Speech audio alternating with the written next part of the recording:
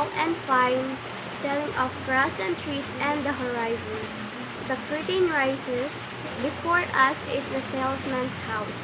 We are aware of towering, angular shapes behind it, surrounding it in all sides. Only the blue light of the sky falls upon the house and forestage. The surrounding area shows an angry glow of orange. As more light appears, we see a solid vault of apartment houses around small, fragile seeming homes. An air of dream dings to the place, a dream rising out of reality. The kitchen at center seems actual enough, for there is a kitchen table with three chairs and a refrigerator. But no other fixtures are seen. At the back of the kitchen, there is a draped entrance which leads to be the living room. To the right of the kitchen, on a level raised 2 feet, is a bedroom furnished only with brass bedstead and straight chair.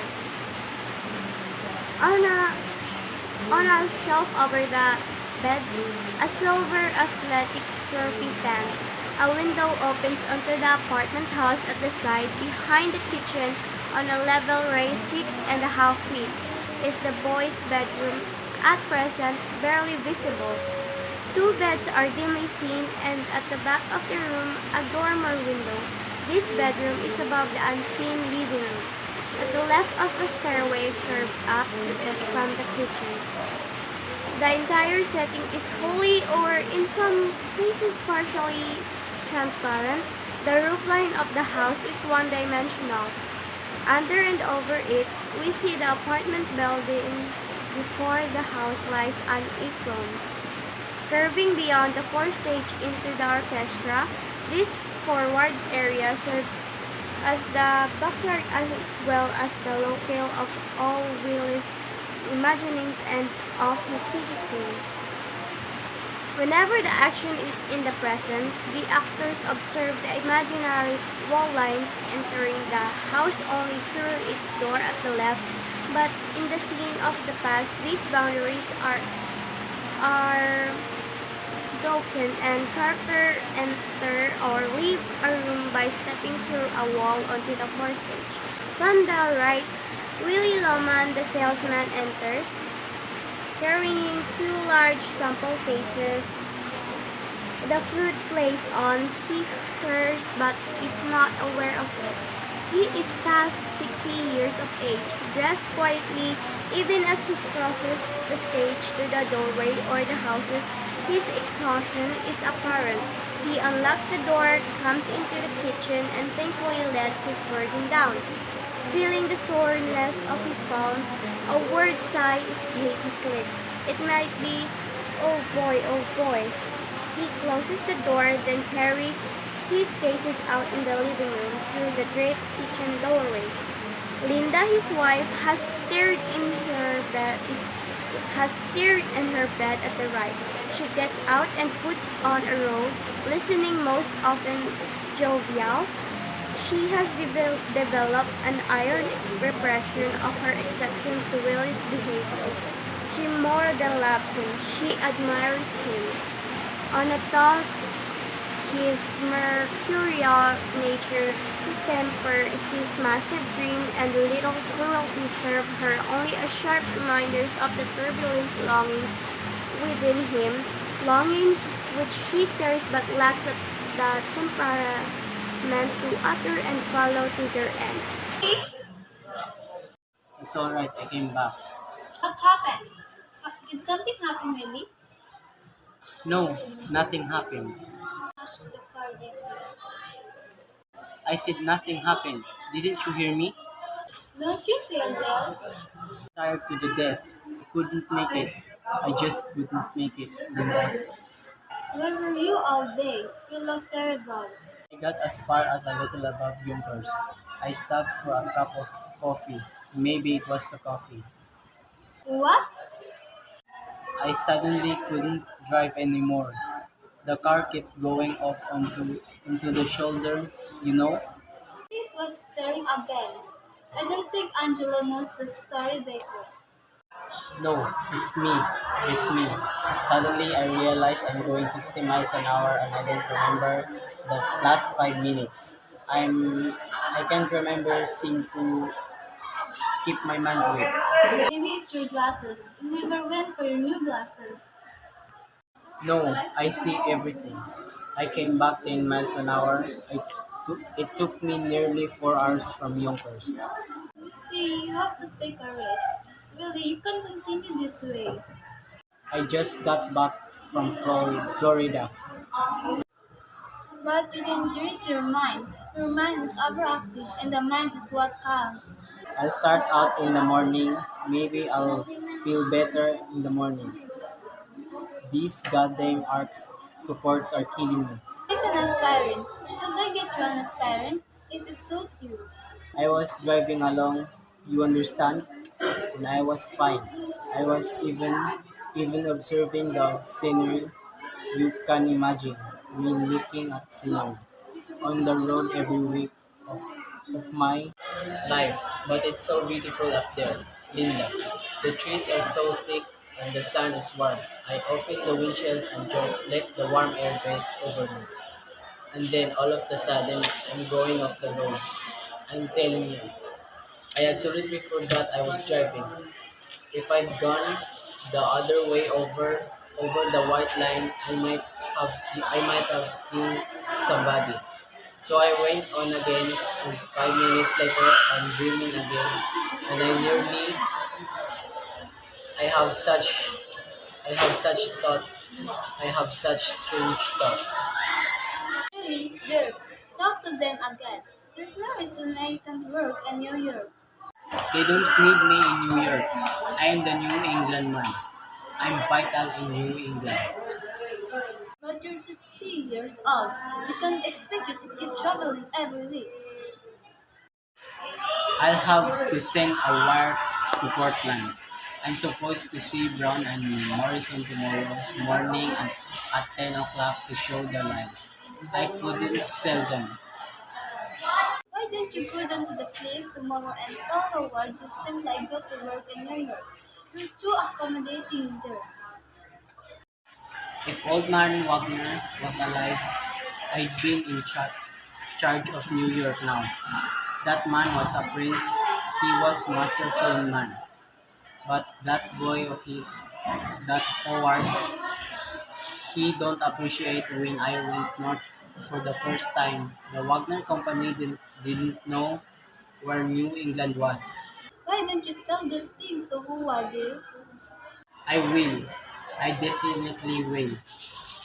Is there any cheese? I make you a sandwich. No. Go to sleep. I'll take some milk. I'll be up right away. The boys in? They're sleeping.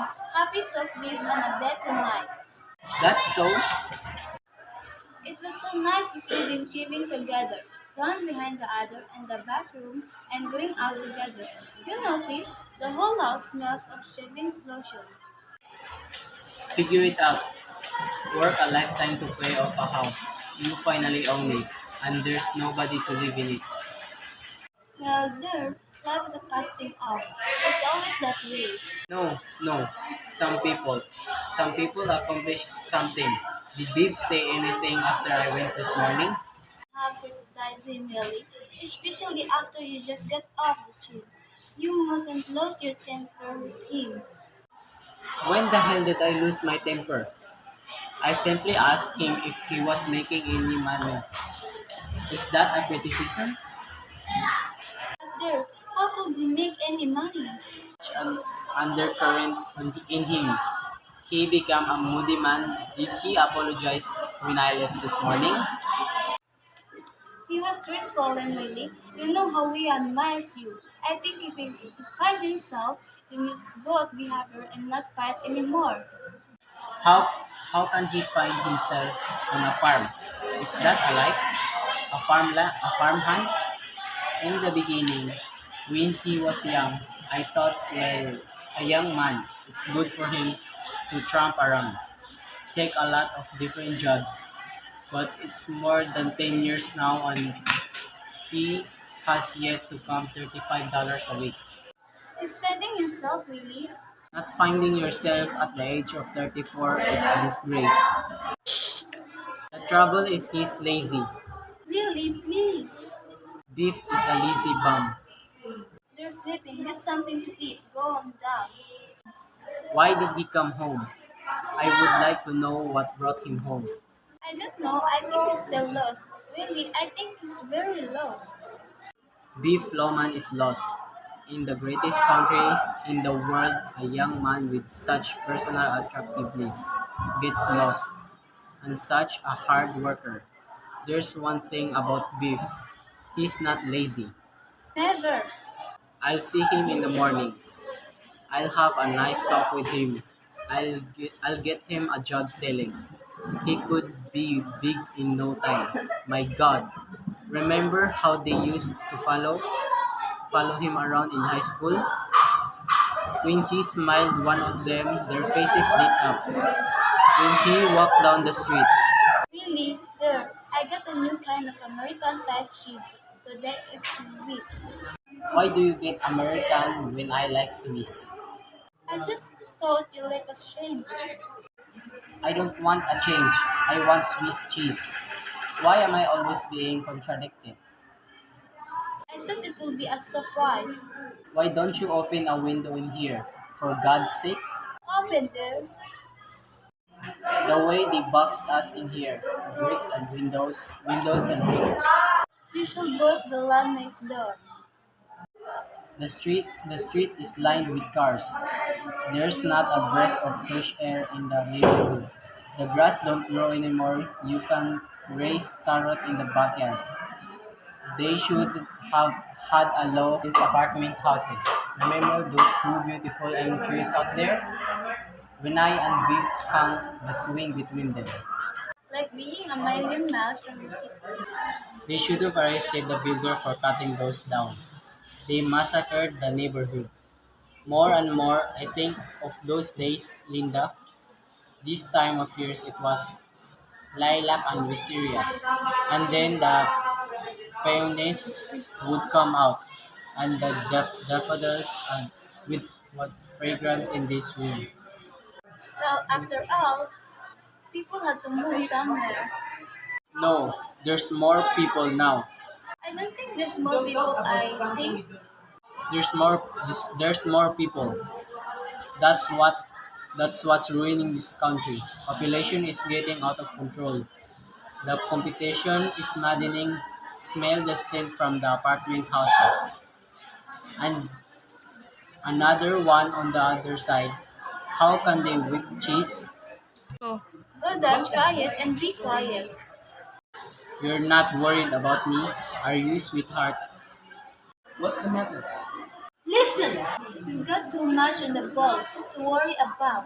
Found my foundation and my support, Linda. Just try to relax there. You make mountains out of molehills. I won't fight with him anymore. If he wants to go back to Texas, let him go. Find his way. Sure, certain men just don't get started till later in life. Like Thomas Edison, I think, or B.F. Goodrich. One of them was deaf. I'll put my money on beef. And really, if it's warm, Sunday may drive in the country and may open the windshield and take lunch. No, the windshield don't open on the new cars. But you open it today. Me? I didn't. Now isn't that peculiar? Isn't that a remarkable? That is the most remarkable thing. What there? I was thinking of the Chevy. 1928 when I had that great Chevy. That funny? I could have sworn I was driving that Chevy today. Well, that's nothing Moose reminded you. Remarkable. T is. Remember those days? The way Beef used to simonize the car? The dealer refused to believe there was 80,000 miles in it. Hey, close your eyes. I'll be right up. Jesus, maybe he's very like a Harrigan. Careful on the stairs. The uses on the middle of shelf.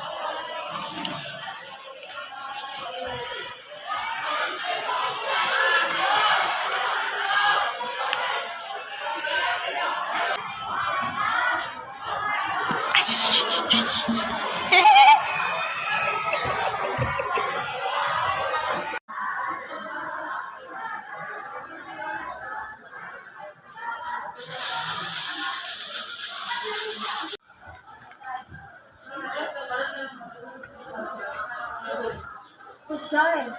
He's silent, taking away. He's keeping that up. I'm getting nervous about him. You know me? His eyes are going. I'm driving with him. Isn't alright. It's just those keep his mind on edge. We drove into the city with him last week. He stopped at the green light and then he turned red. And he gasped, ha ha ha. Maybe he's colorblind. Up. Why he's got the finished eyes of color in the business? You know that? I'm going to sleep. You're not still sore on that? Are you big? It's alright, I guess. Yes, sir. 80,000 miles. 82,000. You smoke it? You want one? I can never sleep when I smell it. What a simonizing job. Heh. Funny bit, you know, sleeping is her again. The old beds. All the talk that men across those two beds are who lives. Yeah, lot of dreams and plans. Then, About 500 women would like to know what was said in this room. Haha. Remember the big Betsy something? What the hell was her name? Over on Bushwick Avenue. With a collie dog. That's the one. I got you in there. Remember? Yeah, that was my first time I turned white there was a pig. You taught me everything I know about women. Don't forget that. You forgot how bashful you used to be, especially with girls. Oh, I still am big. Oh, go on. I just control it, that's all. I think I get less bashful and the girl got more so. What happened here? Where's the old humor? The old confidence?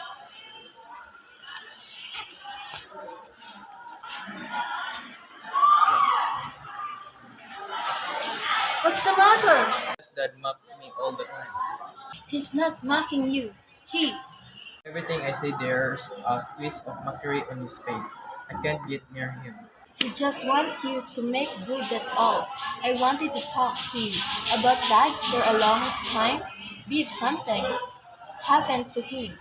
He's talked to himself. I noticed that this morning, but he always mumbled. Not noticeable. He's got embracing.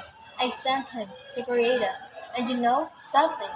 Most of the time, he's talking to you. What's he say about me? Can make it out? What's he say about me? I think the fact that you're not sickle, that you're still kind of up in the air. There's one or two other things depressing him. Happy. What do you mean? Normal. Just don't lay it all to me.